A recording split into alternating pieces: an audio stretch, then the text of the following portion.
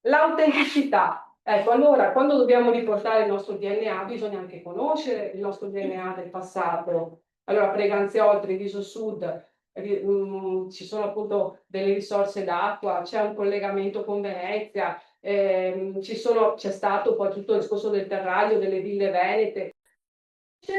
Quello che è il mio passato per poter poi trasferire, diciamo, autenticità. Anche nella ricostruzione, io dico spesso, quando ci sono le classifiche di nuove strutture, attenzione ai materiali che si mettono all'interno, perché non si possono fare dei non luoghi.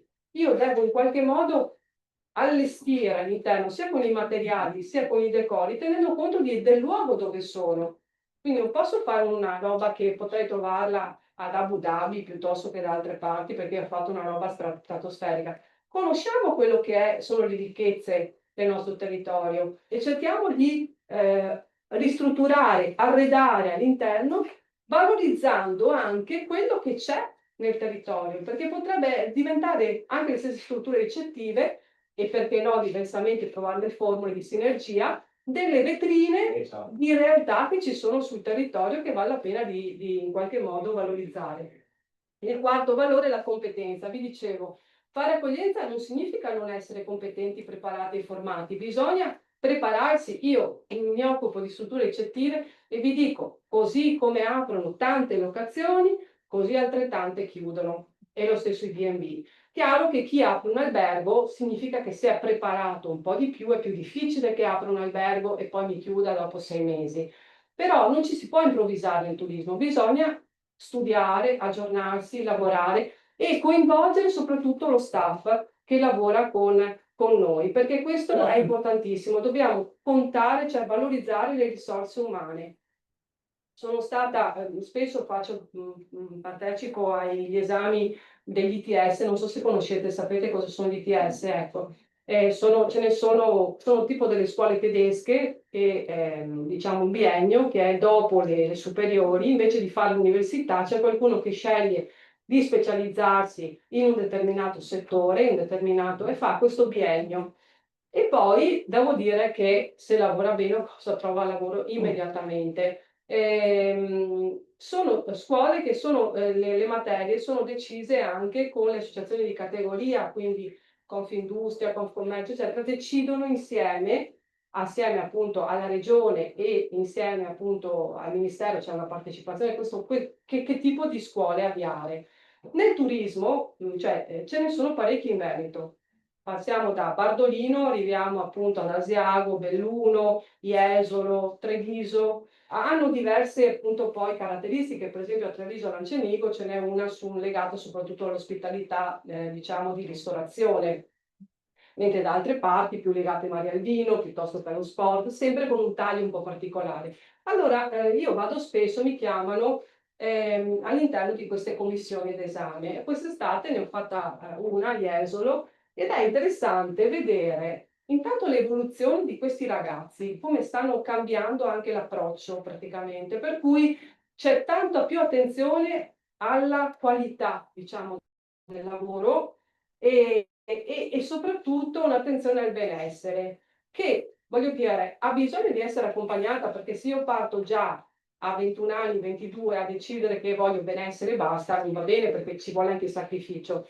Però tante volte questi ragazzi arrivano in alcuni luoghi e si trovano ad essere buttati là e magari non seguiti. Ecco, questa cosa qui è importante, cioè valorizzare le figure perché poi diventino anche delle persone che rimangono. Perché valorizzate? C'è un albergatore dell'Alto Adige che durante il periodo del Covid lui non ha licenziato nessuno, pur essendo chiusa la struttura, e ha continuato a pagare i propri dipendenti e li ha formati, li ha mandati ad aggiornarsi. Questi naturalmente sono rimasti, non sono andati via come nella maggior parte delle strutture invece è successo, perché poi hanno trovato da altre parti, e sono rimasti e lui quei soldi, perché voi dite, beh, ma scusa, magari aveva tanti soldi. No, lui ha deciso che i soldi che avrebbe speso nella promozione, lui li gestiva nel personale perché diventava quel personale la sua promozione. L'albergo è sempre pieno. Lui ha recuperato alla grande perché sono rimaste quelle persone che sono diventate una famiglia che accoglie tutta la famiglia, anche i dipendenti, cioè non è solo chi gestisce. Questa cultura deve cominciare a entrare, di lavorare insieme, diventa anche più bello se si lavora in uno staff in cui ci si sente famiglia. Dovremmo cominciare a pensare a questa cosa, perché molto spesso è difficile, vedo che è difficile. Connessione non solo digitale, ma connessione di vario tipo. Anche qui sarebbe bello pensare una forma di connessione interna, oltre che connessione poi con il turista esterno. Perché sapere quello che ciascuno di voi fa per cercare un po' sinergicamente di migliorare, potenziare l'attività di ciascuno è fondamentale. Bellezza, voi mi dite bellezza, ma che cacchio hanno scelto questo gruppo di operatori che ha lavorato sulla carta dell'accoglienza? Cioè, voglio dire, ok, ma cosa possiamo fare di più? Quello che c'è? No, non possiamo fare tanto, perché abbiamo anche tanto deturpato il nostro territorio. Allora, su questo, a parte l'attenzione al dettaglio, alla pulizia, all'igiene, può essere il fiore, può essere appunto come decoro le vetrine, può essere per esempio appunto l'attenzione nelle camere. Io dico in montagna, dicevo sempre attenzione, magari mettete alcuni tipi di legni che possono magari con indicazione di quello che può valorizzare magari il sonno piuttosto che altre cose. Quindi un'attenzione al dettaglio, alla bellezza che va in qualche modo a valorizzare quello che la natura e il nostro paesaggio ci ha dato. Noi non possiamo limitarci a dire abbiamo e basta, no, dobbiamo valorizzarlo, dobbiamo cercare di lavorare su questo, ecco, perché molto spesso sì, siamo un po' così, lo trascuriamo, e invece va in qualche modo migliorato sempre di più.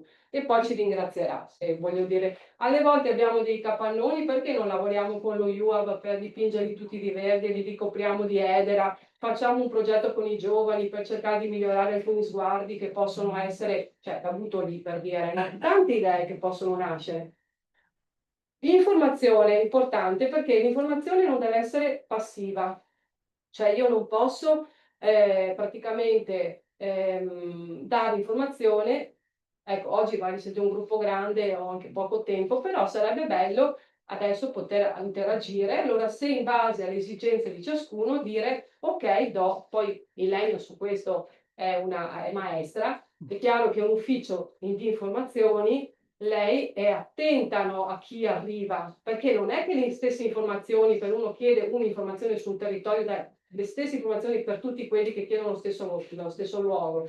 In base alle persone che arrivano, taglia l'informazione. Se mi arriva un gruppo di ciclisti, è chiaro che l'informazione deve essere diversa rispetto a una famiglia con bambini, con passeggino, eccetera, o a una coppia piuttosto che... Ecco, chiaro che dobbiamo, per informare bene, metterci in un ascolto attivo, guardare le persone, ascoltarle, osservarle, farle parlare e dopo do l'informazione. Allora quella funziona, altrimenti è un'informazione e molto spesso oggi, con tutto questo bombardamento di informazioni che abbiamo, ci parliamo addosso, ci parliamo, ma più diciamo scalpore o comunque riscuote un po' attenzione chi fa silenzio, perché siamo veramente, è l'era della bulimica di buttare fuori praticamente parole tutta lì.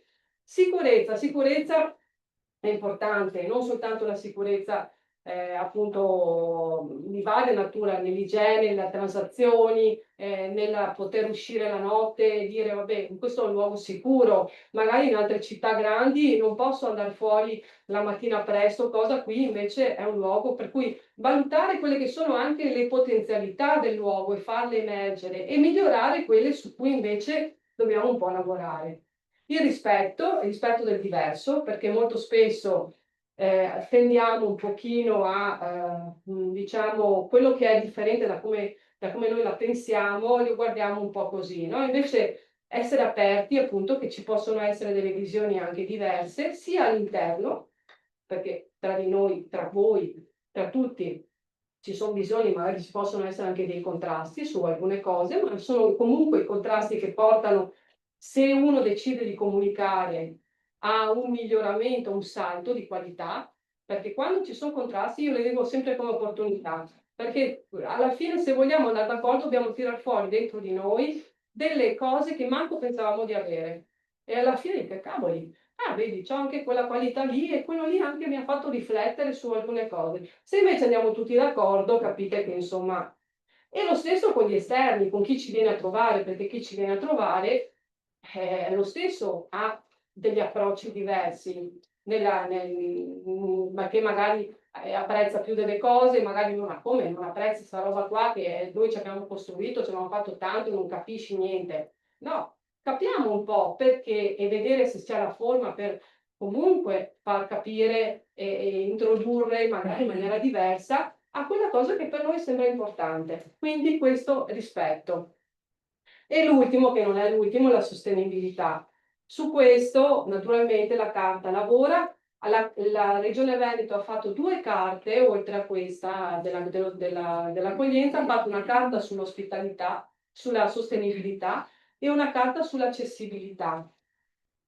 E vi consiglio, dopo ve le faccio vedere sulle slide trovate, di scaricarvele perché avete tutta una serie anche di preziosi, diciamo, aiuti che possono essere interessanti per chi gestisce una struttura piuttosto che altre cose, anche gli amministratori, vi dicendo su cosa si può fare da un punto di vista sia della sostenibilità che dell'accessibilità. Allora, velocemente vi faccio vedere alcune pagine videate della carta dell'accoglienza perché poi volevo entrare per rendere un po' più, diciamo, concreta anche l'incontro di oggi, vi faccio vedere come sono organizzate. Allora, intanto vi ho preso un esempio, per esempio, che è della categoria enti locali, organizzazione di gestione della destinazione, quindi gli amministratori. C'è una breve descrizione generica e poi vedete queste freccette. Queste freccette sono legate ai valori che sono descritti in maniera, a quei 10 valori che abbiamo visto, e con queste freccette uno comincia a dire, io comune, sto creando delle condizioni per garantire l'accessibilità virtuale e fisica alle destinazioni e ai servizi per tutte le categorie di visitatori? Sì, e in che modo? Comincio a fare una griglia. Sto stimolando gli operatori, il volontariato, tutti i cittadini ad operare considerando l'inclusività un'opportunità oltre che un obiettivo sociale. Cosa sto facendo da questo punto di vista? Cominciamo a vedere quello che si sta facendo e quello che effettivamente si potrebbe fare. Una lista così e si va avanti. Adesso vi faccio vedere, questo naturalmente si prosegue su questa categoria, andiamo alla categoria delle strutture ricettive e locazioni. Lo stesso, anche qui abbiamo sempre la descrizione generale in cui ritroverete i valori, appunto descritti in maniera un po', tra virgolette, poetica, non è che abbiamo la lista su tutto, e sotto andiamo con la checklist. Operare al fine di garantire a persone, anche questo con esigenze speciali, disabilità, anziani, intolleranze alimentari, famiglie con bambini, la fruizione del servizio senza ostacoli, difficoltà e condizioni di autonomia, sicurezza e comfort. Cosa sto facendo io, struttura ricettiva, da questo punto di vista? Ho un'attenzione magari per le persone cieche, mi sono focalizzato sulle persone con del... Per esempio, noi stiamo adesso sto cercando di spingere, si parla, uso il termine design universale, ecco, ho tradotto universal design. Cioè non ci sono più adesso i bagni con i maniglioni per i portatori di handicap. Le camere non sono più camere per persone con portatori di handicap e no, perché quelle camere lì poi non vengono vendute, tra virgolette, se io ho tutte persone che non hanno difficoltà fisica, peraltro che può succedere a chiunque, nel senso che anche se non siamo permanentemente, può succedere che uno si rompa la gamba, la mamma col passeggino, questi problemi. Allora io vado in una camera che è una camera uguale per tutti, non ci sono gradini, non ci sono scalini, la doccia è tutta piatta, non ho il maniglione, ma ho altre formule, per cui io vado in queste camere, in questi bagni e non mi accorgo di essere una camera che va bene per tutti, un design universale che va bene per tutti. L'operatore che investe in questo modo, intanto non ghettizza le persone, due, si trova a vendere sempre le camere, non è che si trova in difficoltà. Quindi è un investimento che vale la pena di considerare. Allora, ecco, dico, e si va avanti. Qui,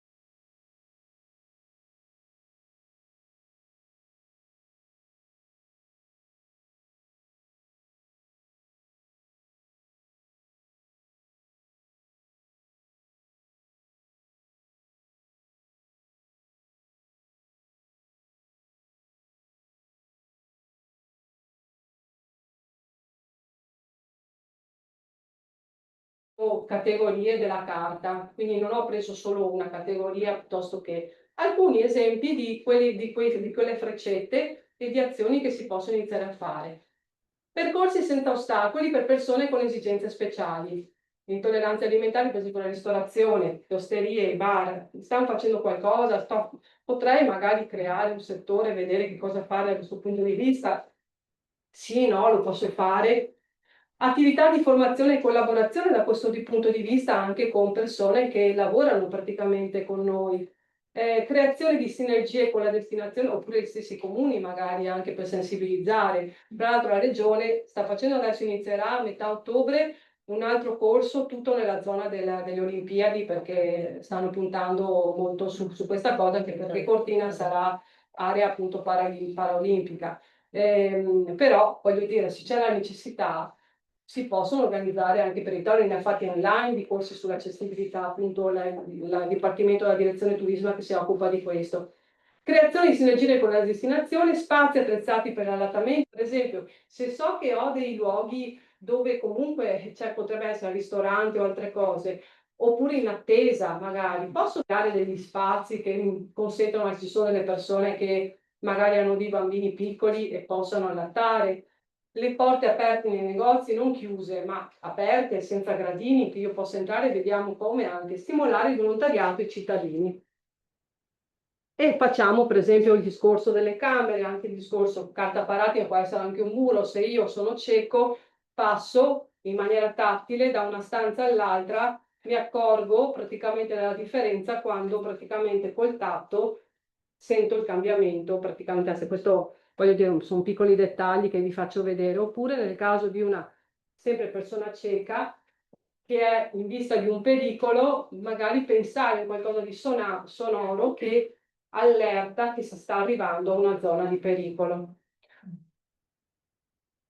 Questo è un esempio di carta che è stata fatta nella zona dei Colli Euganei da delle guide per appunto persone con diciamo disabilità, portatori di handicap anche a livello mentale, naturalmente lavorano molto anche sui simboli e questo è un modo è un linguaggio che viene capito molto e che è stato deciso appunto di utilizzare per appunto rivolgersi anche a appunto gruppi o persone appunto che possono arrivare che hanno questo tipo di disabilità. Questo vi dicevo l'esempio fatto da un'artigiana che sono delle cose con appunto i pezzi di eh, adesso in momento qui ho Sembra lei, no? Ok. Grazie di lei. E ha fatto queste cose molto carine, ma per dire, lei si divertiva e l'ha fatto per il suo comune, quindi sarebbe bello, cioè, se ci sono delle piccole attenzioni così che possono essere. Le farò anche io questa borsa, vicino alla Ecco, sì. Questa è un'altra cosa, un segnalibro, magari sempre per persone con. E questa qui è la famosa carta che vi scaricate, vi ho lasciato poi il link sotto dove avete la possibilità di vedere. Andiamo invece all'affidabilità. Anche qui vediamo, vado più veloce su questo perché mai su accessibilità ho portato qualche esempio.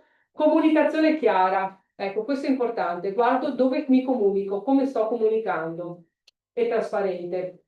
Devo essere accurato, deve essere tempestivo nelle informazioni quando mi viene fatta una richiesta. Non è che aspetto una settimana, 2 giorni, 3 giorni prima di rispondere, ma devo cercare di migliorare da questo punto di vista. I tempi di attesa come sono? Cioè se mi arriva qualcuno in ristorante, li sto gestendo bene, piuttosto che la reception se mi arrivano dei gruppi, come li gestisco, perché poi posso trovarmi praticamente con tante persone all'improvviso e ho pensato a un piano B da questo punto di vista. Gli orari comodi, molto spesso noi su questo un pochino facciamo fatica perché c'è la pausa e questo e quell'altro, alle volte magari se uno volesse mangiare alle 3 del pomeriggio a Treviso per dire fa difficoltà. Ecco, magari è chiaro che questa cosa va vista poi in gruppo, va vista in relazione a chi sta arrivando, i benefici e va vista anche in funzione di fare delle prove magari in determinati momenti. E se le prove non funzionano, riprovare, perché molte volte ci si arena subito alla prima prova, ma in realtà non era il momento giusto, eccetera. Quindi mai dire non funziona subito, lo si dice dopo un po' che si è provato, che non funziona, è meglio prendere l'altra strada. Ecco, su questo ci tengo insomma a dirlo che è importante.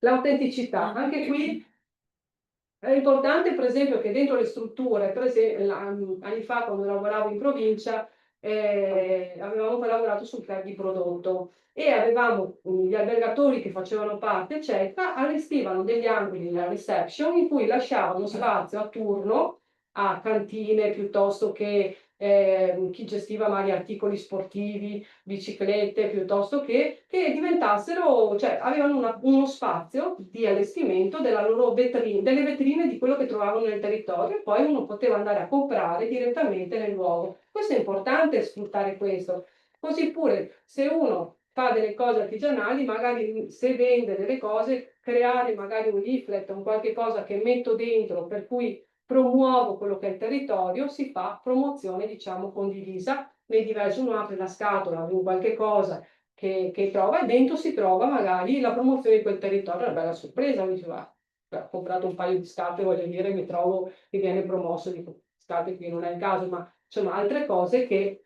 possono comunque interessare. Prodotti a chilometro zero, valorizziamo i nostri prodotti, questo è importante. Laboratori di narrazione, questi sono fondamentali, lo storytelling, raccontare cosa praticamente valorizza, che cosa fa parte del mio territorio, e sfruttare appunto un po' anche le ricchezze che abbiamo da questo punto di vista, perché sono fondamentali per creare delle visite esperienziali che sono sempre importanti, non soltanto per chi viene da fuori, anche per noi. Anche per noi, partiamo da noi, perché molto spesso io mi sono trovata anni fa con l'ASCOM di Treviso, abbiamo organizzato per il centro storico di Treviso, allora i negozianti che partecipavano magari avevano, voi sapete che c'è quella piastrella fuori lì in Piazza dei Signori che è praticamente la piastrella delle 4S e sapere quello che praticamente significa quella piastrella per i negozianti, soprattutto che sono lì intorno, è fondamentale.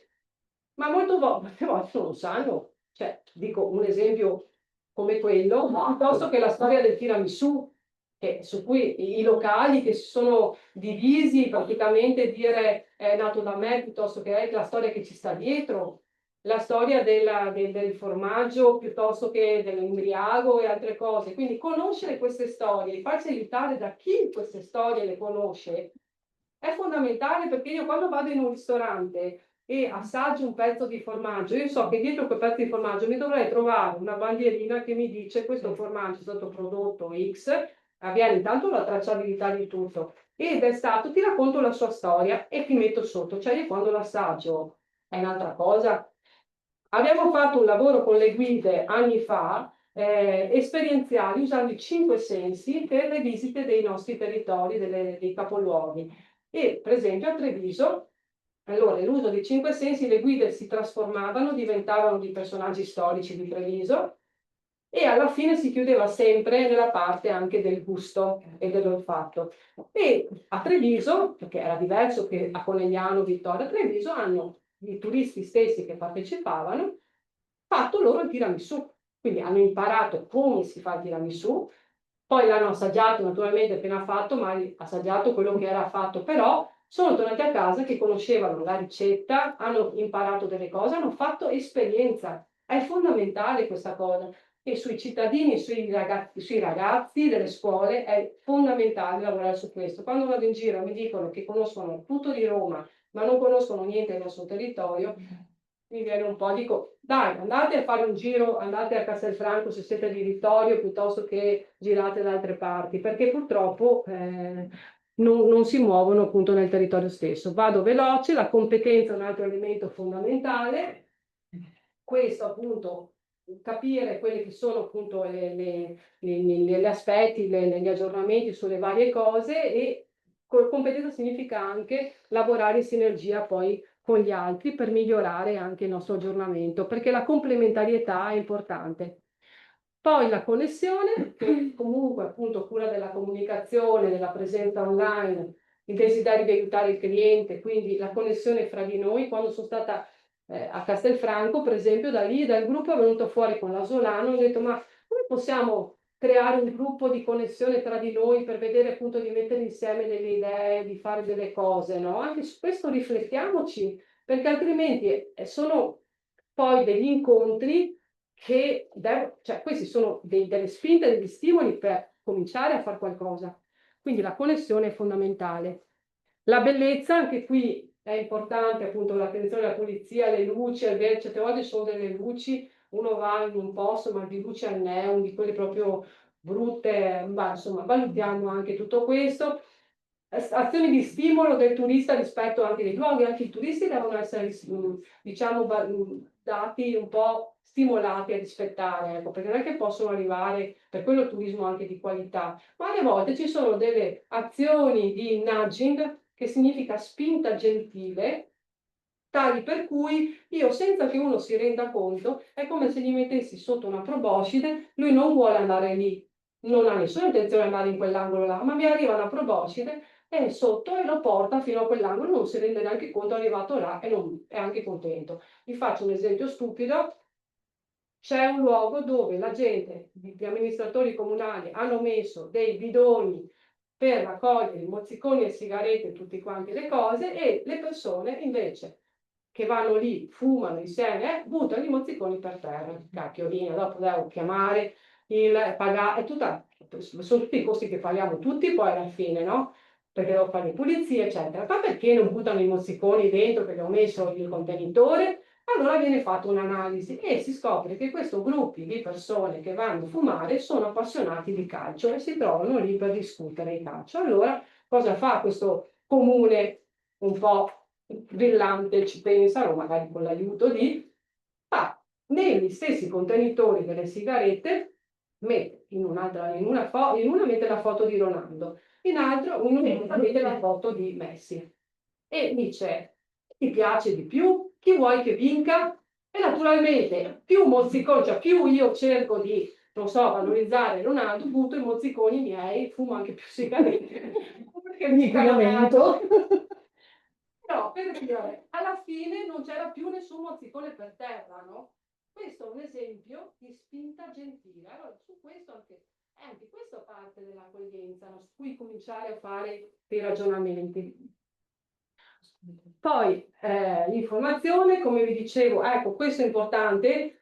Non so se fate il discorso con, vabbè, forse ne parli con gli MS. Una parte. Vabbè. Ecco, è importante perché ciascuno di voi può promuovere ed essere promosso attraverso poi l'ufficio IAT nel DMS regionale e nazionale, per cui diventa una promozione poi anche molto più ampia. Ma qui non entro nel merito perché ne parla poi lei. E quindi partecipare poi insieme, cioè sentirsi partecipi, se sono dentro un comune e vorrei che fosse mia, io vado a parlare col comune insieme al gruppo, vediamo cosa si può fare, perché ci sono delle idee che alle volte, voglio dire, gli amministratori hanno bisogno anche di un aiuto, no? Su questo. Quindi non chiudetevi nella vostra struttura, nel vostro bar, eccetera, perché poi ne potreste beneficiare impegnandovi un po' di più anche sull'aspetto collettivo.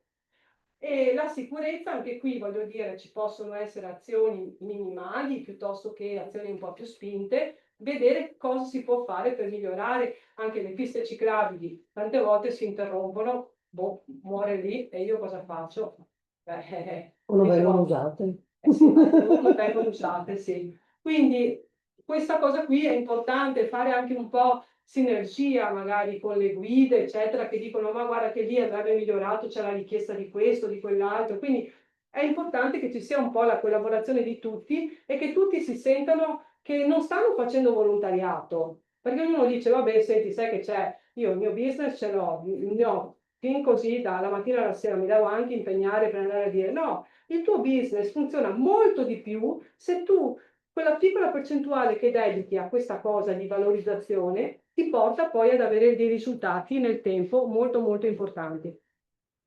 Il rispetto, anche qui è fondamentale, appunto, i contatti con l'ospite, l'analisi di chi mi viene a trovare, capire che cosa potrebbero avere di bisogno, eccetera. Quindi prepararsi anche un po'. Questo significa anche rispettare il decoro. Se vado a servire a tavola o cosa, cioè chiaro che mani pulite, capelli devono essere ben, che non mi cada il capello sul piatto, piuttosto che non è che mi metto le dita su per il naso, dopo do la mano a qualcuno, ecco, cioè questa cosa che non le manchi sul vestito, ecco, un po' di attenzione da questo punto di vista, perché molto spesso, non dico a voi, ma insomma alle volte lasciamo un po' perdere. E la sostenibilità. Vi lascio con questa cosa, ma vi faccio vedere solo qualche esempio sulla comunicazione. La sostenibilità è importante perché, soprattutto anche da un punto di vista sociale, che molto spesso non viene considerata, quando io parlo di sostenibilità sociale significa che tutta la rete delle persone che lavorano all'interno, per esempio, di una struttura ricettiva, eccetera, deve essere ben coalizzata, ben sinergica. Se io avviso che ci sono delle diatribe, delle cose, allora la sostenibilità anche in questo caso salta. E vi faccio vedere, questa è la carta della sostenibilità che poi potete scaricarvi, vi faccio solo vedere velocemente un media kit che ha realizzato la Regione Veneto che può essere utilizzato in diverse formule da tutti voi operatori, mettendovici la vostra faccia o in gruppo di cose che possono essere create. Per esempio, se uno volesse fare dei post e dire questo gruppo sta lavorando sulla carta dell'accoglienza, io operatore che gestisco una cantina, un agriturismo, un'agenzia di viaggio, sto lavorando sull'accoglienza, posso fare dei post, naturalmente mi impegno, però anche comunico all'interno e anche all'esterno che sto lavorando su questo. Questo è fondamentale, qui ci sono degli esempi di post un po' più, diciamo, istituzionali, poi ce ne sono di quelli un po' più commerciali, uno può cambiare la frase, ma mette il proprio volto, mette magari un'attività o qualche cosa che può essere importante. Questi sono dei post sui valori, sui dettagli, che magari uno, è chiaro che fanno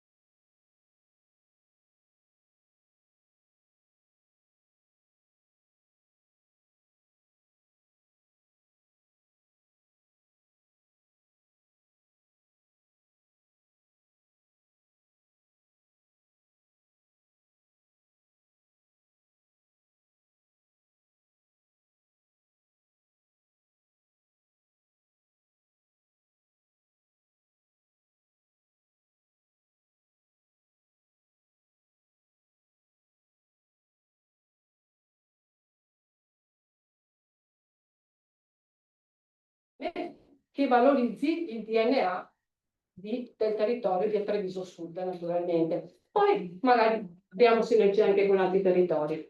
Io mi fermo qui, forse sono andata un po', spero non troppo, scusatemi.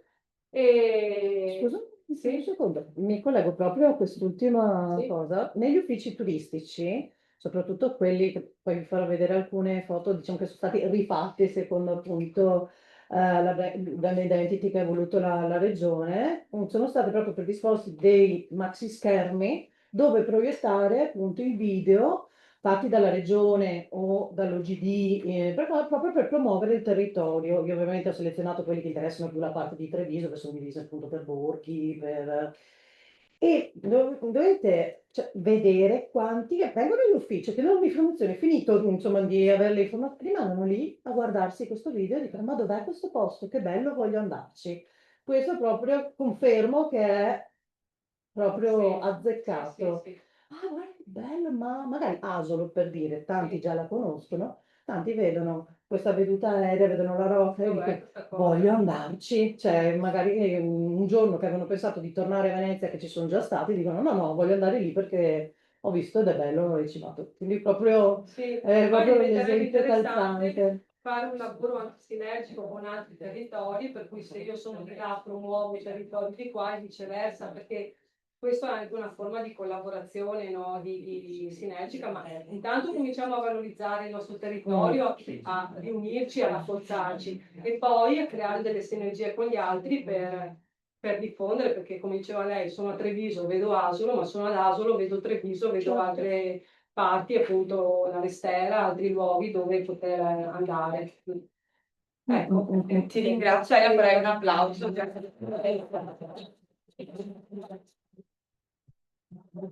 Che il tema dell'accoglienza è un percorso, ecco, quindi è sempre importante tornare, soffermarci su questi piccoli dettagli che a volte sembrano scontati, però fanno la differenza. Cioè, questa cosa che ha detto Ilenia lo conferma, ecco, l'immagine che poi è quello che cattura un turista. Adesso che i social abbiamo tutti un telefono, cosa facciamo? Scrolliamo Instagram, vediamo dove vanno gli altri, vediamo quell'immagine e noi vogliamo andare lì. Il nostro territorio ha beneficiato tantissimo di questo. Quindi negli ultimi anni. Fare una piccolezza, ma in realtà sono aspetti che non vanno trascurati. Ecco. Quindi io mi sono presa 3 appunti.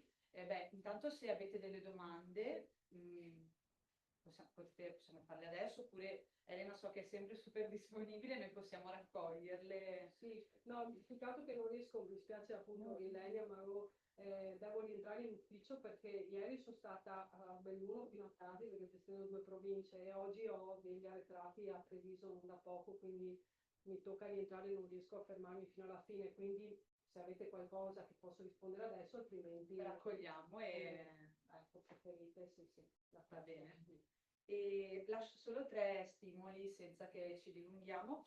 Se c'è qualcosa che vi ha colpito, se vi siete ritrovati in alcune delle buone pratiche che Elena ha condiviso, oppure se sentendo parlare Elena avete ritrovato degli aspetti dove siete detti, ah cavolo, questo aspetto non l'avevo mai considerato, potrei migliorare in questo. E appunto se l'intervento vi ha stimolato delle nuove idee. Ecco, sono 3 stimoli che vi lascio, non rispondiamo ora perché è giusto dare anche tempo a Ilenia. Guarda, Perché io inizio il mio intervento dicendo proprio che io mi sono fatta queste domande e ho detto, cavoli, quello che facciamo noi è proprio un riassunto di tutto quello che ha detto lei. Ma tu ci darai Dovete anche sapere che in realtà io sono una creatura di Elena Bisio. No, nel senso che lei appunto, essendo che prima era in provincia e diciamo era responsabile della parte proprio di promozione turistica, sono passata sotto le sue grinfie prima di essere abilitata a lavorare in ufficio turistico, quindi stiamo parlando di 20 anni fa. E mi rendo conto che quello che cerco di portare avanti anche con i nuovi ragazzi, tra l'altro abbiamo Sara, una ragazza di Svizzera che ha fatto lo stage da noi, quindi può dare la conferma, è proprio questo. Puoi avere tutta la conoscenza che vuoi, che è importantissimo ovviamente, però ci metti la faccia. Il primo insegnamento che la provincia, dico a lei come gli altri funzionari, che ci dicevano voi siete il biglietto da visita. Spesso e volentieri ci troviamo a trovarci di fronte a delle richieste a cui nemmeno noi sappiamo dare la risposta, o meglio, non possiamo dare una risposta perché determinati servizi non ci sono o sappiamo che magari sono in via di definizione. E però c'è sempre stato detto, non si dice no, questo non c'è, si cerca di trovare una soluzione per comunque far sentire il turista a casa e non abbandonato a se stesso. Questo tra l'altro si è diciamo moltiplicato questa situazione con diciamo l'abbattimento, quello che vogliamo dire, delle province, quindi la nascita delle OGD che hanno avuto ancora un periodo di rodaggio e possiamo dire che magari gli uffici turistici sono stati quelli, grazie anche appunto all'esperienza e agli insegnamenti che avevamo avuto prima, hanno fatto un po' da collante cercando di sviare servizi mancanti. Quindi il biglietto da visita sicuramente e la gentilezza di fronte anche a volte e spesso a persone anche magari non proprio educate, quindi proprio mi ci ritrovo al 100%.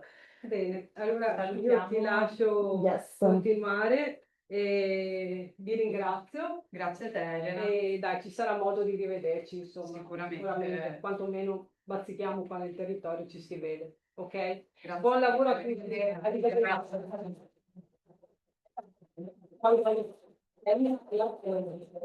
Elena Ilenia, così. Sono molto simili. Ilenia, lascio la parola a te anche perché il tema dell'informazione devi sapere che è emerso molte volte la scorsa Ok. volta e penso che tu ci darai proprio delle indicazioni fondamentali per capire anche la differenza tra infopoint, ufficio turistico, che sono delle Ok, tematiche che sono emerse molto abbastanza la sì. scorsa volta. Allora, Quindi diciamo che ovviamente sono più ferrata sugli uffici turistici che gli infopoint, però spero insomma di aiutarvi. Volevo capire, voi siete di che comune, giusto perché tutti i Preganziol o siete anche Casier? Mogliano. Mogliano, Roncade, ok, perfetto. San Biagio, ok. Allora, Casale sul Sile, ecco, quindi Casale sul Sile, Mogliano e Preganziol finalmente sono rientrate nella squadra trevigiana perché adesso sono in OGD, cioè cosa recente. Prima, diciamo, aderivano all'OGD delle terre del Tiepolo, quindi diciamo erano esclusi, a parte Casale che forse non aderiva a nessuna OGD, dalla promozione turistica. Quindi in questo passaggio sono molto contenta che ci sia stato questo cambiamento anche perché noi stessi in ufficio turistico andiamo molto male a promuovere un territorio e dire no, guardi, per avere informazioni su Mogliano deve andare a Mira. Era una cosa un po' paradossale. Finalmente adesso le cose stanno cambiando e si riesce a lavorare molto molto meglio. Come anche chi, e sono tanti i turisti che fanno il girasile la parte da Treviso verso Jesolo, non è che li promuovevamo fino a Casier, poi dicevamo no, Casale non esiste perché è fuori. Ovviamente lo si promuove, quindi rientra anche in tutto quello che vi dicevo prima dei problemi anche politici e quant'altro, però sono molto contenta che adesso le cose si abbiano preso un'altra piega e si possa iniziare a lavorare bene. Allora, conosciamo meglio, diciamo, gli uffici turistici soprattutto e gli infopoint. Su cosa, diciamo, cosa regolamenta l'informazione turistica? Appunto, col cambiamento, dopo che appunto le province non avevano più l'incarico del turismo, è passato tutto alla regione a livello proprio, cioè anche prima era sotto la regione, solo che la regione poi dava gli incarichi alle singole province di gestire il turismo come loro meglio credevano. Ora è tutto in mano alla regione e alle OGD, che prendono un po', diciamo, la parte. Ma so che la presidente Giulia Casagrande vi ha già fatto una lezione su questo, quindi non mi dilungo. L'articolo 15 della legge regionale del 2013, poi aggiornato nel 2020, dà la definizione di attività di informazione ed accoglienza turistica che si applica mediante la fornitura al turista di informazioni, notizie, attività, servizi che possono interessare, migliorare e qualificare la permanenza nel territorio regionale. Può altresì essere svolta a favore di chiunque richieda informazioni dai luoghi di residenza, mezzo telefono, email, sistemi di messaggistica, social network, eccetera. Quindi non solo chi entra in ufficio a chiedere informazioni, ma chi si prepara prima il viaggio, la permanenza, insomma, nel territorio. Ci sono 4 tipologie di informazione turistica, quella più, anzi 3, poi una si sdoppia, quella diciamo più conosciuta è lo IAT, l'ufficio IAT, quindi l'ufficio di informazione e accoglienza turistica. Vedete che già dal nome non è solo informazione, è anche accoglienza perché dobbiamo cercare appunto di aiutare anche il turista che arriva nel nostro territorio e che rimane. Ci sono a loro volta 2 tipi di uffici turistici, quello di territorio e di destinazione. Nella nostra OGD sono tutti di territorio, quindi si presuppone che le informazioni date e richieste siano più locali, ok?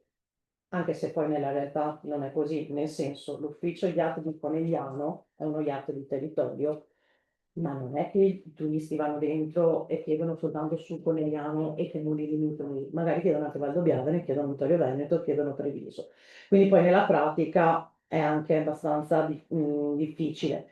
Lo IAT di destinazione è un modo più che altro per riconoscere l'ufficio principale, che è quello appunto di Treviso Centro.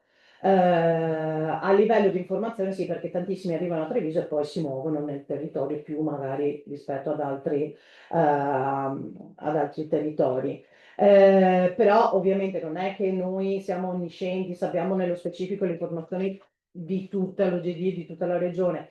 Per quello che riusciamo, ovviamente, li aiutiamo, poi comunque ci sono i contatti dei colleghi o anche magari anche a livello proprio di materiale da fornire. Noi abbiamo qualcosina, ma ovviamente negli altri uffici c'è di più su quel territorio. L'Infopoint turistico. Quanti di voi stanno partecipando a questo corso poi per l'abilitazione Infopoint? Giusto per capire, che era la ristorazione? No. No, un negozio di abbigliamento mondiale. Ah, bello, mi piace. Poi altri? Tour operator. Locazione turistica. Ah, bene, perfetto. Quindi diciamo che l'Infopoint turistico, ci sono appunto, vedete, diverse realtà che possono applicarlo, poi lo vedremo. Fa sì la funzione di informazione e accoglienza turistica, ovviamente con mezzi minori e poi andremo a vedere, però è un aiuto nel territorio comunque per far sentire il turista accolto e avere delle informazioni anche di base per la sua permanenza. Poi ci sono i dispositivi di comunicazione per l'utilizzo in mobilità, che possono essere le app, o non so se vi è mai capitato di vedere, ad esempio, a Treviso non ancora, ma ci sto provando, ma ad esempio a Oderzo, non so se siete mai stati, ci sono i totem in Piazza Grande dove vengono proiettati gli eventi di Oderzo. Quando ho gestito per 6 mesi l'ufficio di Oderzo l'abbiamo attivato, grazie sempre al sistema regionale, lì vengono proiettati gli eventi che vengono svolti in territorio, anche quello è un mezzo di informare, è un aiuto anche quello. Ma non solo il turista, anche lo Pitergino che gira e dice: "Ah, aspetta, Sabo, che è questo." In questo disciplinare vengono dettati gli standard minimi che ci devono essere per l'informazione turistica, le caratteristiche, segni distintivi, le modalità di coordinamento, eventuale concessione di contributi. Dalla regione non arrivano, ve lo dico, però appunto magari eventualmente progetti che si possono fare per lo sviluppo della promozione turistica e i requisiti e le caratteristiche che soggetti pubblici e privati devono e possono avere per gestire sia gli uffici turistici che gli infopoint.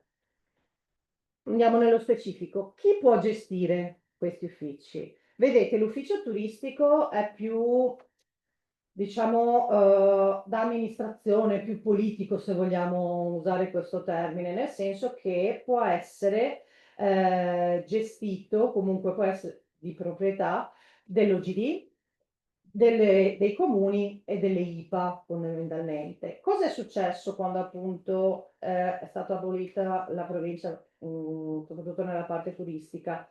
Che si stavano creando le OGD, però non erano ancora, fate conto che quella di Treviso è stata la prima, diciamo, a realizzarsi e comunque fino a poco tempo fa era ancora molto indietro. Quindi cosa hanno fatto i comuni, soprattutto delle, diciamo, delle città, dei centri turistici principali? Hanno preso in mano loro la gestione, a volte anche aiutati dall'IPA. Ok, quindi si è cercato un po' di tamponare la situazione perché sicuramente il territorio non poteva rimanere senza informazione turistica.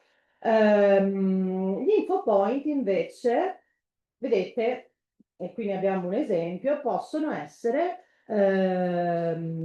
gestiti da ristoranti, cantine, vedete qua un bel elenco, vedete anche proprio la varietà di soggetti che possono avere un infopoint al suo interno, nel senso può essere uno spazio anche di un ristorante dedicato all'informazione turistica con personale preparato e quant'altro. Siete qua anche per questo.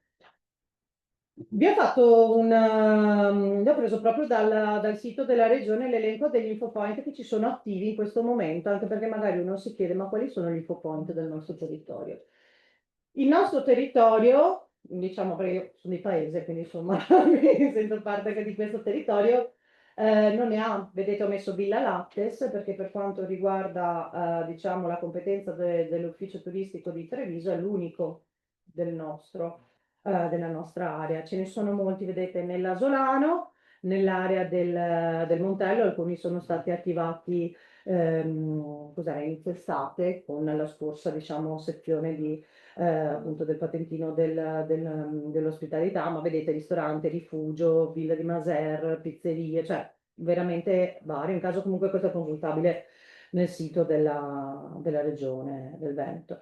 Vedete, la zona delle colline è molto più sviluppata, ma loro hanno iniziato già da prima, il comune di Conegliano aveva già iniziato qualche anno fa a rilasciare appunto, fare i corsi per l'abilitazione a InfoPoint. Abbiamo hotel, abbiamo osterie, pasticcerie, bar e quant'altro. Poi c'è Follina, nello specifico, è molto simile alla realtà del Signore, l'agenzia Onda Verde Viaggi, che già era ufficio turistico, diciamo, quando c'era la provincia, ha fatto un'abilitazione InfoPoint, adesso è diventata InfoPoint, quella che c'è ai piedi dell'abbazia di Follina, per capirsi. A Fregona c'è è messo come proloco di Fregona, ma perché gestiscono le grotte del Caglieron, quindi un punto ci sta che tantissimi turisti che vanno alle grotte trovano anche un punto informativo per avere informazioni sul territorio.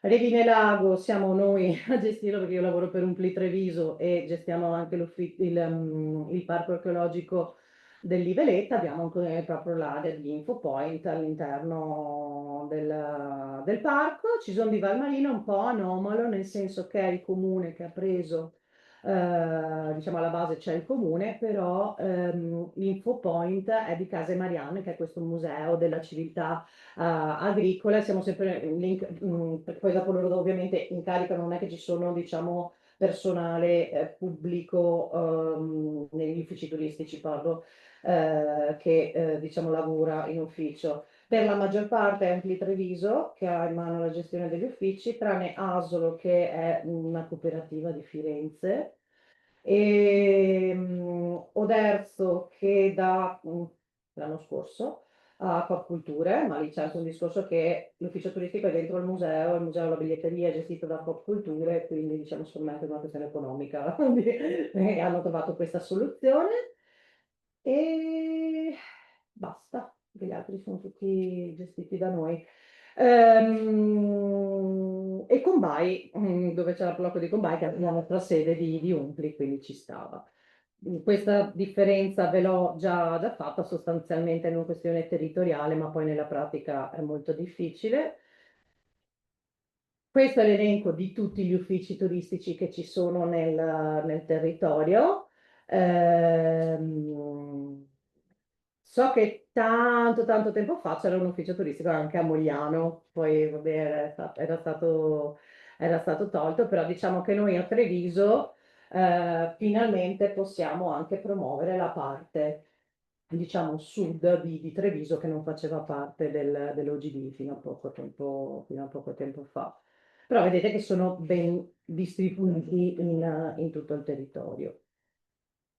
Come riconoscere? Ci sono dei segni distintivi dettati per le varie regole che la regione dà. Fuori da ogni ufficio turistico troverete questo cartello, sopra informazioni turistiche c'è il nome del comune di riferimento, questo nello specifico è quello di Pieve di Soligo, vedete che c'è la I di Iate e sotto c'è questo cartello qua dove c'è appunto ovviamente il logo della regione e poi quello del comune e del gestore dell'ufficio, giusto per anche segno di riconoscimento è importante. Vi faccio vedere l'interno degli uffici turistici che si collega, e Francesco Redi sarebbe molto fiero di questa parte di intervento. Questo poco a poco è quello che la regione vuole per tutti gli uffici del Veneto. Si è iniziato qualche anno fa con gli uffici negli hub, quindi negli aeroporti, nelle stazioni, quindi i punti d'accesso principali alla nostra regione, in modo tale che il turista che arriva nella nostra regione intanto riconosca un po' lo stesso ufficio in qualsiasi parte del Veneto lui arrivi. Ma dice, ah ok, quello è l'ufficio turistico. Ah, aspetta, va a Padova, vede, ah questo qua è l'ufficio turistico perché è uguale a quello dell'aeroporto di Treviso, ad esempio, sparo. Poi si è allargato un po' anche agli altri uffici. Il primo che è stato fatto è quello, il mio, l'ufficio IAT Treviso Centro. Poi c'è diciamo, un progetto uguale per tutti, poi poco a poco anche a seconda delle esigenze dell'ufficio stesso, degli spazi sono stati un po' modificati. Vedete, Conegliano qui sembra tanto grande la foto, in realtà sono dentro, non so se siete mai stati, da Palazzo Sarcinelli, sono stati spostati vicino alla stazione, praticamente quella è un'area bancomat, era proprio un chiosco di area bancomat, quindi è molto piccolo perché c'è ancora il bancomat dentro, però hanno cercato di adeguarlo al luogo. Quindi vedete anche a colpo d'occhio, è importante, ci sono le panchine dappertutto con il nome della città, i banchi sono neri o oro, e insomma ho voluto metterveli anche per capire un po' e per il riconoscimento e l'importanza di questo. Cosa si fa in ufficio turistico? Perché tanti pensano che un ufficio turistico sia solo dare informazioni turistiche. Magari no, vabbè, mi annoierei abbastanza, nonostante tante persone. E quello che mi preme farvi passare oggi è l'importanza del fare squadra. Noi facciamo molta fatica come ufficio a far capire spesso e volentieri alle realtà territoriali l'importanza di avere noi le informazioni. Al di là del fatto che non possiamo andare noi da tutti, nonostante lo facciamo nel possibile, a dire tu fai qualcosa, tu hai materiale da darmi, lo facciamo, cioè io vado nei bar, vedo materiale, lo rubo, me lo porto in ufficio perché in ufficio non ce lo portano. Sembra un paradosso, ma è così. A proposito, noleggio barche, abbiamo finito il materiale, quasi, ok. ecco, quasi, ma stiamo centellinando, ne ho approfittato visto che... Quindi è bello che ci sia una rete, che la gente capisca che l'ufficio turistico è fondamentale non solo per il turista, ma voi non avete idea di quanti trevigiani, gente che passa anche in centro, magari anche da fuori, che viene in ufficio per sapere soprattutto gli eventi, le piste ciclabili, perché magari la domenica vogliono andarsi a fare un giro in bici, e questi non sono turisti, ma sono comunque utenti importanti. Cioè, quello che diceva Elena Bisiol è importante che stia bene anche chi abita il territorio, non solo il turista, è anche questo. Perché io devo lavorare solo per il turista? No? Noi siamo un punto di riferimento ed è importante che chi lavora nel territorio, diciamo, fa delle attività nel territorio, ci informi anche con una semplice email e ci porti anche il materiale da poter, perché se non c'è il materiale si fa anche male a promuovere il territorio. Quindi tutte le attività di informazione turistica, ricezione di lamentele che dopo vengono ascoltate o non ascoltate, quello è un altro discorso, ma noi abbiamo proprio un file di flussi turistici dove mettiamo le lamentele sotto. Dall'anno scorso abbiamo fatto addirittura un forum online dove i turisti, insomma, gli eventuali dell'ufficio possono entrare e mettere anche suggerimenti e lamentele sui servizi che del territorio di cui hanno usufruito o non hanno potuto usufruire. Poi consegna mensile di materiale informativo a tutte le strutture ricettive, ristoranti o chi ha piacere venire a ritirarli di quei comuni dentro l'OGD. Quindi adesso si amplia il discorso e ci fa molto piacere perché in realtà prima li davamo anche a quelli che erano fuori OGD perché ci dispiaceva. Però vi dicevamo, dialogate con i vostri amministratori, fate capire che cioè, noi lo facciamo perché va bene così, però non dovremmo farlo perché effettivamente chi paga poi è chi è dentro l'OGD per fare quel materiale là, no? E quindi insomma adesso le cose sicuramente andranno molto, molto meglio. Quindi anche ad esempio voi avete il ristorante, volete mettere anche semplicemente, il materiale non è tantissimo su Treviso, c'è la mappa, consegnate tutte le cose principali da vedere e c'è una broschurina anche bellissima in realtà, però la mappa è già una cosa molto interessante anche perché dietro ha tutti i numeri utili dall'ospedale al taxi a quant'altro. Potete tranquillamente mensilmente venirle a prendere senza problemi. So che già c'è qualcuno che lo fa. Andiamo nello specifico giusto per farvi capire gli uffici turistici cosa fanno, nel senso che non c'è una regola in cui tutti gli uffici fanno tutto, dipende anche dalle indicazioni che hanno avuto dai propri comuni e anche dalla necessità dei servizi che ci sono in un determinato territorio. Ovviamente Treviso ne ha molti di più rispetto ad altri, ad esempio, per quanto riguarda la biglietteria dei trasporti, vedete Treviso Centro vediamo i biglietti di tutta la rete MOM tranne gli abbonamenti e a TVO tutte le linee, che è una cosa che abbiamo attivato un anno fa circa, quella della TVO. Mentre in aeroporto già da anni vendiamo il servizio di Barzi per Mestre e Venezia, da un paio d'anni anche a TVO e anche MOM da un bel po' di anni, anche qui senza abbonamenti perché sennò sarebbe un disastro.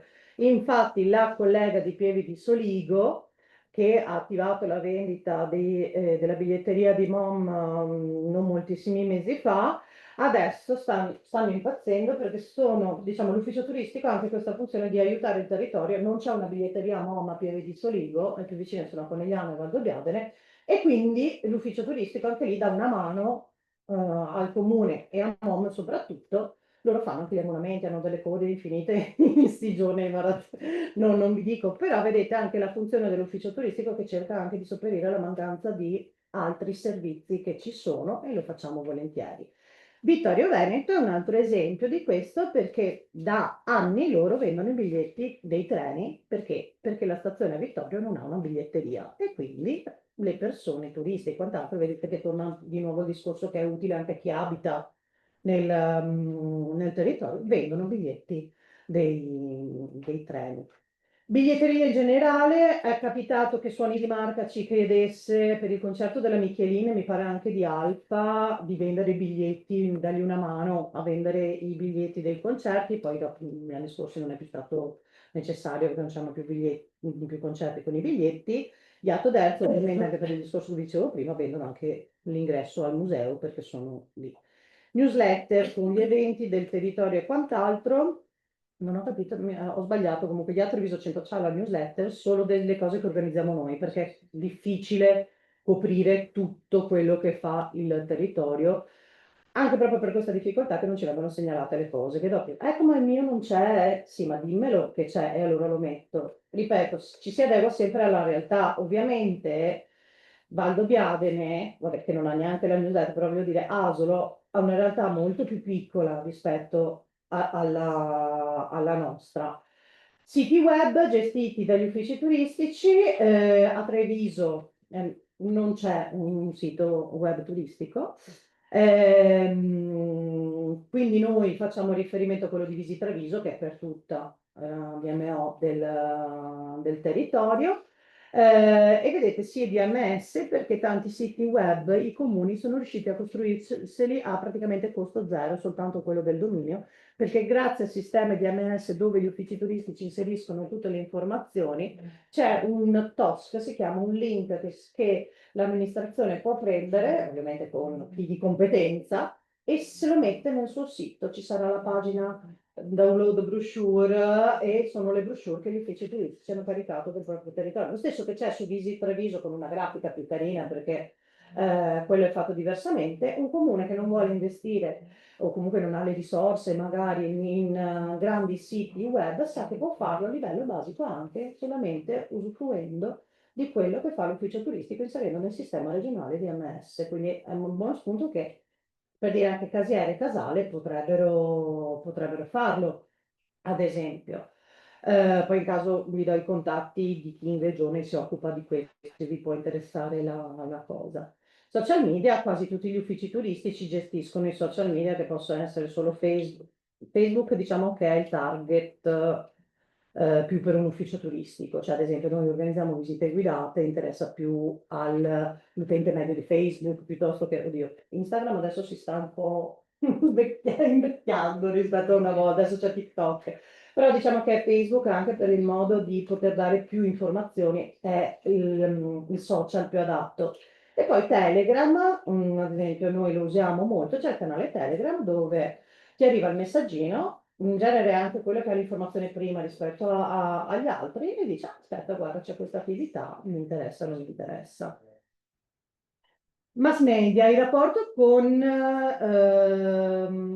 TV, giornali, diciamo che si regola in base al territorio. Noi come Treviso, diciamo, collaboriamo tanto magari col comune e con l'OGD per dare informazioni ai turisti. Io sono anche guida turistica, quindi magari diciamo, ne approfitto un po' per chiedermi aiuto. Ad esempio, ho portato la troupe oddio, direi due, uno dei programmi che fanno turistici in giro per Treviso, però diciamo che poi la comunicazione del comune dell'OGD viene gestita da loro, magari contratti diversi, tipo l'ispettore Stucchi di sicuro non viene a parlare con noi, parla col comune direttamente per le aree e quant'altro. E a proposito dell'ispettore Stucchi, è uno degli elementi che veramente non avete idea da quando l'hanno fatto, quanti arrivano, italiani arrivano in ufficio, ma l'osteria dove andava Stucchi a mangiare? Qual è? Ma sto luogo, cioè non avete idea, c'è questa cosa quindi io sono molto pro film commission e mi rendo conto che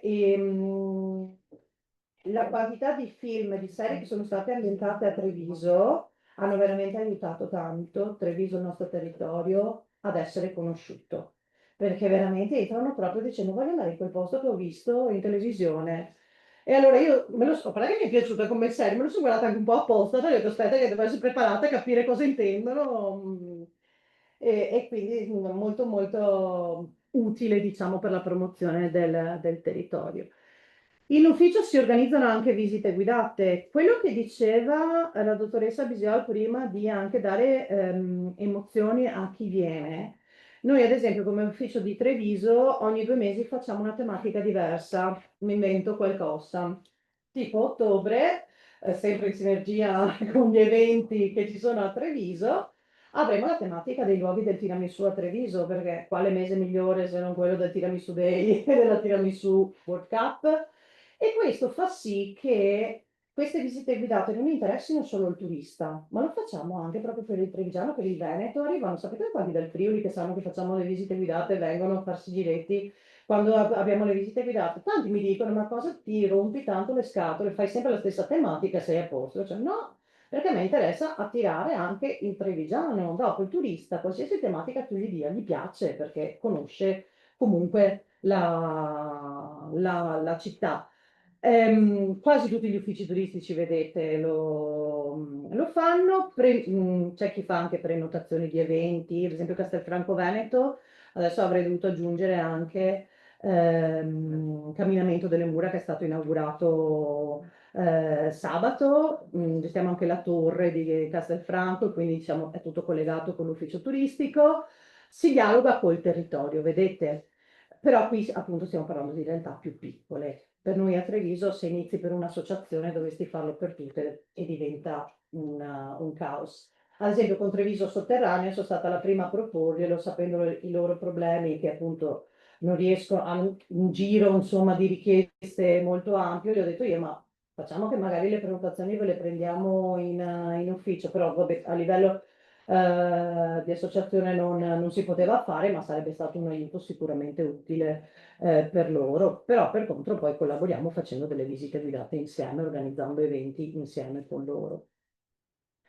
Gadget, una cosa che sono molto orgogliosa perché era da anni che rompevo le scatole al comune perché si facesse, sono riuscita finalmente a realizzarlo. Abbiamo finalmente i gadget di Treviso a Treviso, perché soprattutto dopo che ha chiuso che a Bellieni, quello delle chiavi, quello lì non c'era più un negozio a parte qualche tabacchino che aveva ancora le cartoline del 1930 e magari qualcosa di bruttino. Abbiamo creato dei gadget di Treviso, abbiamo i magneti, abbiamo le borse di tela. Da qualche settimana a questa parte, in collaborazione con Thyssen, vendiamo anche le maglie del tiramisù della Tiramisù World Cup, perché Francesco ha detto sì, le vendiamo online, ma ci tengo che in ufficio turistico ci siano, anche perché voi non avete idea di quanti che vengono in ufficio a chiedere dove mangio il tiramisù? Dove mangio il tiramisù e la fontana delle tette sono le cose più richieste. E anche il Sile, ovviamente, dopo, come in terza c'è il Sile. Poi ci sono altri prodotti invece, diciamo, in conto vendita, come quelli di Nonno Andrea. La guida, Ciao Treviso, che in realtà ho scritto io perché mancava una guida che aiutasse il turista, perché c'erano libri più che altro prima, libri del territorio, ad esempio era tutta campagna, quello di Barbazza diciamo, sono tutti libri che dialogano con il territorio, poi c'è quello Lulu Spicta che ha fatto la pittrice Nadia Soligo. Le cartoline che abbiamo scelto noi di tenere in ufficio non sono quelle banali, passatemi il termine, ma sono proprio prese dai quadri di Nadia Soligo che quando con la Fondazione Benetton aveva fatto lavoro sugli affreschi dei palazzi di Treviso, aveva fatto dei quadri che aveva messo in mostra quando c'era la mostra di Paris Bordon, non so se vi ricordate. Lei aveva la stanza con la sua piccola mostra e ha fatto i poster che vendiamo e anche le cartoline. E voi non avete idea di quanto i turisti apprezzino proprio questo. Abbiamo voluto un po', diciamo, variare. Ma anche gli altri, vedete, gli altri colleghi hanno le tazze, gadget, ad esempio delle colline del Prosecco. Un'altra cosa interessante che ad esempio fa l'ufficio turistico di Asolo è quello di mandare i dati nell'aggiornamento per i borghi d'Italia, perché Asolo è uno dei borghi più belli d'Italia, a Città Slow e bandiere arancioni, quindi arrivederci. Quindi anche lì l'ufficio turistico, sempre perché il comune lo chiede, c'è una richiesta da parte del comune, serve anche a questo. Quindi vedete quante cose si fanno. Poi ce ne sono altre di back office, un po' più banali, passatemelo. Vabbè, richiedere, diciamo a livello proprio pratico, richiedere materiale informativo al comune e magari alle varie associazioni che sappiamo che sono un punto di riferimento, controllare ovviamente la gestione del magazzino, poi aggiornare i vari file utili per i turisti, fare la newsletter mensile, partecipare a conferenze stampa e altro, però queste sono cose banali, però portano via tempo anche queste, ovviamente. Poi c'è collaborazione con il comune e i vari enti del territorio, l'organizzazione di visite che vi ho detto, gestione della biglietteria, perché non è semplicemente vendere biglietti, ma c'è anche tutto quello che ci sta dietro, cioè io alla contabile di UNPI devo già dare tutto pronto, lei fa i pagamenti, però c'è tutto il lavoro di ufficio di controllo e quant'altro. Come collaborazione col comune, ma noi come Treviso, ma questo succede anche per gli altri uffici turistici, c'è anche magari un aiuto, ad esempio la mappa di Treviso, per fortuna me l'avevano chiesto, di controllare se quella vecchia, perché quella ristampa andava bene, ho sistemato le varie cose che non c'erano e che non c'erano e che magari non erano giuste, adesso abbiamo la mappa aggiornata e quant'altro. Quindi anche qui collaborazione con il comune, e con la regione, magari ci chiedono in occasione di determinati eventi di organizzare delle visite guidate speciali, lo facciamo molto volentieri. Redazione di testi, proprio ad esempio qualche mese fa, forse anche di più di qualche mese fa, mi hanno chiesto di redare un testo per plein air. Il turismo dei camperisti a Treviso è altissimo e consiglio, soprattutto per le amministrazioni del territorio, sviluppate molto le aree di sosta perché questo veramente chiama tanto i camperisti che poi utilizzano i servizi comunque del territorio. Non avete idea, a Treviso veramente tantissimi, tantissimi. Poi vabbè, suggerimenti per nuove iniziative, a volte capita che magari l'assessore mi chiami e dice vieni qua, vediamo insieme cosa si può fare di nuovo.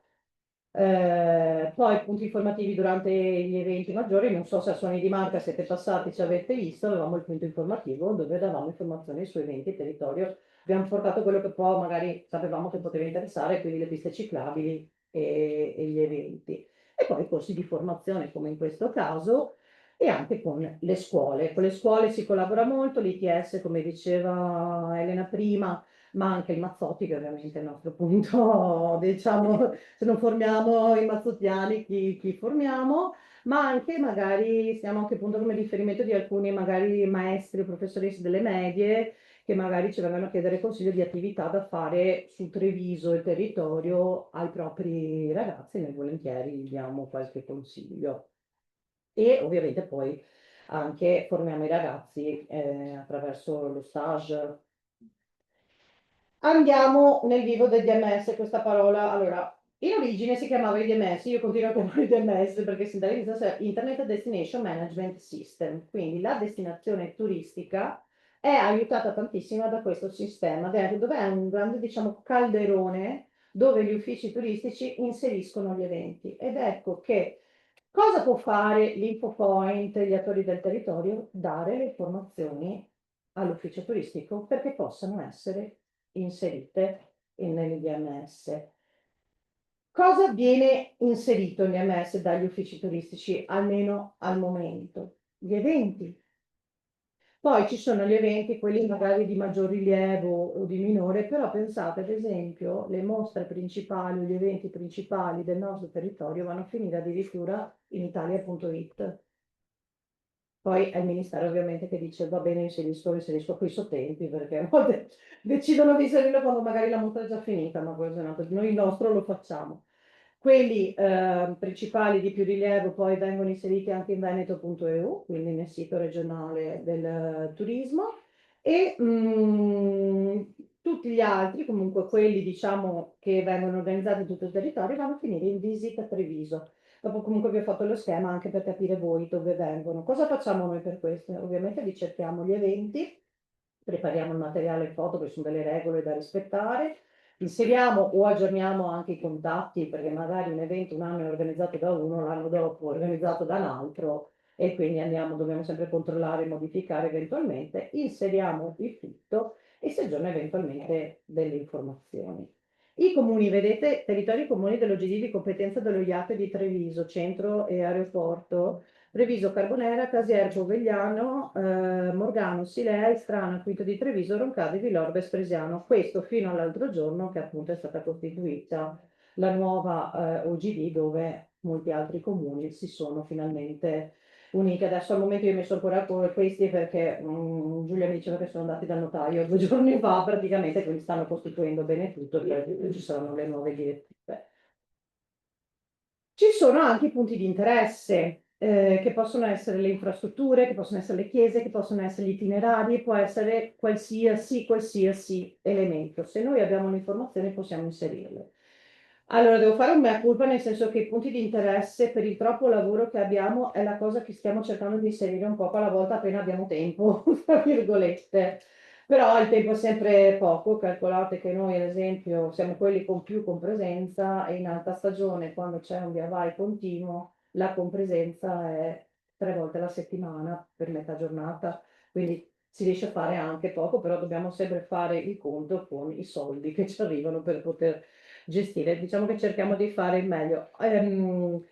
Prossimamente arriverà alle associazioni, comuni e quant'altro uno schema, un foglio, ho fatto un foglio, un Word, dove chi organizza un evento, chi magari anche il comune può segnalare, che ne so, delle ville e quant'altro che sono visitabili, può compilare semplicemente questo, mandarcelo così noi siamo agevolati, abbiamo già il materiale da poter inserire. Questo può essere utilizzato anche poi per gli eventi, per tutte le volte che si organizza un evento. Dove vanno a finire le informazioni che noi mettiamo in DMS? Per quanto riguarda Castelfranco, vedete, si sono fatti appunto, come vi dicevo, il sito. Poi anche nel sito del Parco del Sile ci sono gli eventi per il territorio che vi interessa, tipo Vedelago, per dire, la zona di Vedelago, li inserisce Castelfranco, la zona invece di Treviso, Morgano, e quindi inseriamo noi di Treviso, e poi ci sono gli altri uffici che inseriscono per l'altra parte del Parco del Sile. Vedete, sì. Poi brochure è quello che dicevo prima, che si carica il materiale nel DMS, poi vengono messi nei siti web. E gli alloggi. Gli alloggi non li inseriamo noi, è un sistema automatico che viene dalla regione, dal sistema della regione. Devo ancora capire ogni quanto lo aggiornano, credo che sia ogni 6 mesi. Quelli ovviamente non li inseriamo noi, se non sarebbe veramente da impazzire. È proprio un sistema in base a quelli registrati in regione, vanno inseriti in DMS in automatico. Il booking, Valdo Biadene lo fa, c'è la parte di booking proprio del sito web che si può sviluppare sempre con gli DMS. Nelle altre parti siamo molto indietro, però con questo nuovo sistema che stiamo sviluppando con l'OGD, insomma, stanno andando su questa direzione. Valdo Biadene aveva già iniziato perché loro lavorano tanto con le prenotazioni magari delle cantine, no? Per le degustazioni, quindi sono riusciti a sviluppare questo prima di altri. Chi non ha un proprio sito, come ne vedete che Treviso non c'è Visit Treviso, veneto.eu, culturaveneto.it, che è sempre un sito della regione, e poi la ciclabile Treviso Stiglia, che ha costruito, la ciclabile Treviso Stiglia è gestita dalla Federazione del Comune del Campo San Pierese, che sono un po' a metà, no, dello Stiglia, anche proprio a livello proprio tecnico e pratico, e hanno fatto un sito web anche con il nostro supporto per il nostro territorio, proprio tutto collegato a quello che veniva inserito nel DNS. Quindi vedete come anche le amministrazioni, chi vuole fare un sito web, risparmia da questo punto di vista, non deve pagare qualcuno che gli inserisce tutte le cose dentro perché già ci sono.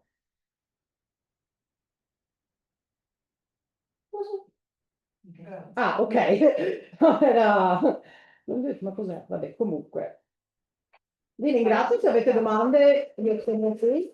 Ma una cosa interessante, ad esempio il DNS non ce l'ha, però l'InfoPoint è tenuto diciamo, comunicare allo IAT le informazioni per la propria area. Se avete domande, Veloce aperitivo, visto l'orario, ecco. Vi ricordiamo il prossimo appuntamento che è lunedì 15 a Silea alle 15:30. Parleremo nel dettaglio di DMS, che quindi grazie Lenia, qui c'è già anticipato, ma non hai detto nulla andavamo ad approfondire. Esatto, con la referente proprio del progetto di Cersalucci, e poi parleremo di territorio, quindi diciamo, per poter promuovere, essere accoglienti, è necessario conoscere il territorio, e quindi avremo Valentina Crespan, che è una guida, che ci darà e ci racconterà un po' cosa sono le terre. Chiuderei